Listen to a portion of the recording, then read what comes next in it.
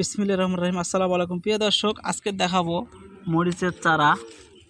দেখুন আমার নার্সারিতে মরিচের চারাগুলা কত বড় হয়েছে এবং কত সুন্দর হয়েছে দেখুন।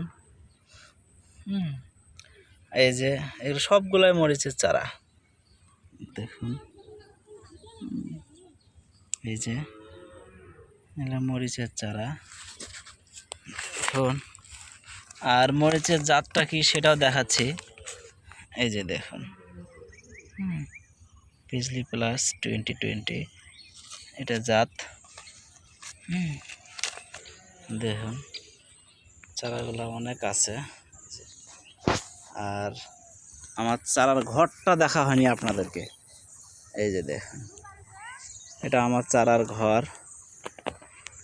বেগুনের চারা আছে, মরিচের চারা আছে, সামনে পাতাকপি ফুলকপি ফেলাবো আলহামদুলিল্লাহ। দেখুন এই যে চারা, এই যে দেখুন আলহামদুলিল্লাহ। পেঁপে লাগাইছি আমি, পেঁপে চারাও আছে।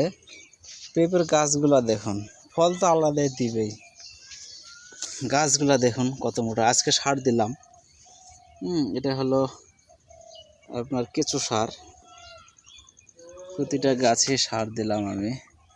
তো গাছে যত্ন করবেন, গাছ হবে। যত্ন না করলে তো হবে না। দেখুন আলহামদুলিল্লাহ যে ফুল ফল আসতেছে। এই যে আমার কাছে পেঁপে চারা আছে। এই যে এগুলো চারা আছে। আর আমি নিজে লাগাইছি, যে দেখি কেমন ফলাফল কি। আল্লাহর রহমত ভালো।